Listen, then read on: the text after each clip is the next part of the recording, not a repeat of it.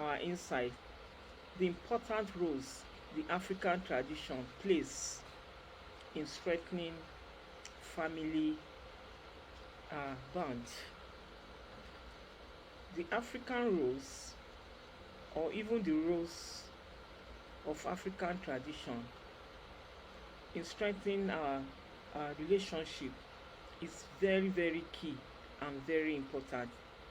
Is a crucial form and part of the family. It helps a lot to keep family in unity, in oneness, in love, peace, joy, joy and happiness, transforming even to the next and next generation. It is important we know about all these rules and how they help us to, to hold each other in the family. The first part of it is the intergenerational bonding. African tradition deeply value wisdom and the presence of elders in the family. The presence, the importance, and the contribution of elders in the African tradition can never be overemphasized. Because we feel we are in our own generation, that we have various classifications of generational forms, does not remove the elders from families, within the family. Their role is still very much valued and appreciated. We can't be wiser than the experience the elders have gathered over all the years.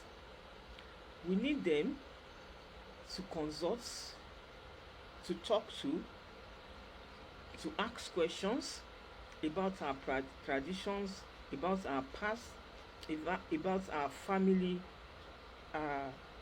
oneness, about our family tree. The elders in the family, they have the history of family tree. They can tell you what you don't know. Perhaps your parents are no longer around. The elders remaining, they have the history about the family, about the African tradition. They are there to be asked questions about the forms you want to know. What they all appreciate, the elders, are three major things. One, to be respectful, not to be controlling over them, to say thank you where need be. That shows you are grateful. It is good to show them, it is gratifying to have them around you. The elders also cherish that word thank you, to let them know they are well appreciated, and to thank God for still keeping them alive around you. Grandparents and older relatives in the African tradition often lived with or near each other. They always want to live with or near each other to share stories, to share history, to share experience, share culture, tradition, and practices, and even life lessons. They can give us life lessons that will really transform us to knowing more. They are very prayerful too. The elders, they pray, they are very prayerful. Either they see you or not, they give you their prayers and blessings. This fosters a strong and intergenerational bond, allowing children to learn about their heritage, values, and experience of those who came before them. Also, African tradition value community involvement a lot.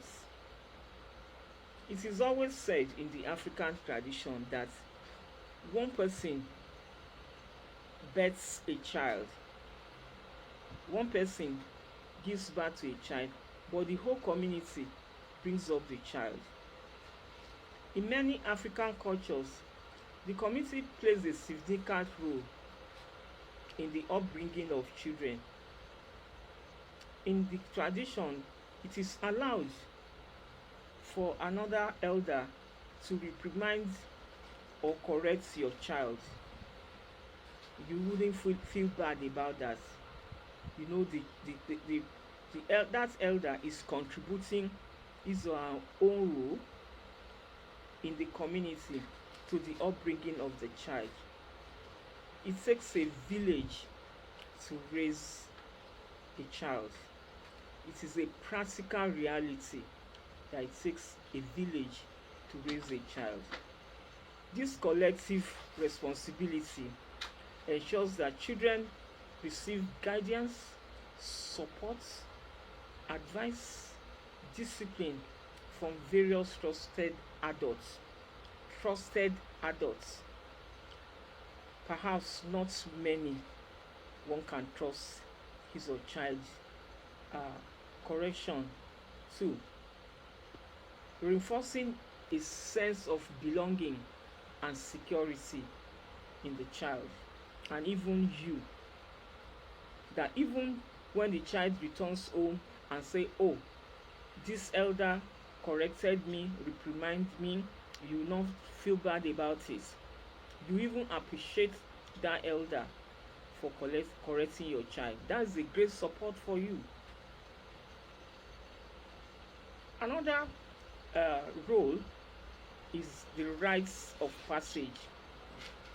Rites of passage, such as initiation of ceremonies, are vital in marking the transition from childhood to adulthood. Yes, that is a way to allow the child to transform. Some cultures in African tradition, they they they celebrate this, that your child is transforming to from childhood to adulthood. Is a great lot of achievement and is a pride to all parents, that seeing your child transforming from childhood to adulthood. Your child has listened to correction, has taken to all corrections passed onto him or her while growing up, and your child did that successfully. It's always a great pride to parents. Even in churches now, uh, there's always a call to altar, like inducting a child from teenager life to adult life. As in African tradition, this adult life is a time when a child is free from the parents. The child can be allowed to go. So it's really a ceremonial time in some family, and they are prayerfully transformed into the adulthood stage. Yes, these ceremonies often involve community gatherings, teachings of cultural values and skills, even trainings. They help children develop a sense of identity, responsibility, and purpose, preparing them for their future roles within the family and society, and even their workplace, where they will stand alone. They'll be there alone without their parents now. Another role of African tradition is the moral education. African traditions emphasize on moral education through storytelling, through histories, proverbs, and folk tales. Folk tales are usually given as early parts of the night, where everyone gather probably after supper outside a particular place, and folk tales are told and well listened to. This teaches a lot. These narratives teaches children the important life lessons, ethical values, and social norms. They serve as a means of instilling respect, honesty, diligence, and other virtues from a young age. And this go on with a well-trained African child. Also, cultural celebrations like festivals, cultural uh, initiation brings families together, and during the ceremony they get to know each other the more and part with goodwill, where they can even continue with this relationship later in life. This event celebrate the milestone harvest and religious beliefs, fostering unity and joy. Children learn a lot from this. Children learn the significance of this celebration and participate in traditional dances to celebrate the ceremony. So these are just a few of the important roles the African tradition play in the family. By teaching these morals, I mean the moral education, through storytelling, proverbs, and folktale. This narrative rings a bell, always come to the memory of the children, and they learn so well from what they were told in illustration and stories, and instill respect, honesty, diligence, and other virtues from young age. Cultural celebration always also creates oneness, joy, happiness. The cultural celebration is usually for a memorial, and it lasts so long, and they are celebrated with dances, as I have said, ritual strengthening and cultural identity. Yes, respect and valuing nature too is also an important role in the African tradition, and this includes deep respect for nature and the environment. That natures are not destroyed. Nature and the environment are well taken care of. The children are taught how to honor and preserve nature and the natural work that they see in their environment, not destroying them but keeping them. This is still a sense of responsibility and stewardship in the child. Lastly, extended family networks. The concept of the African tradition values extended family network a lot, and this is an integral part of African uh, tradition.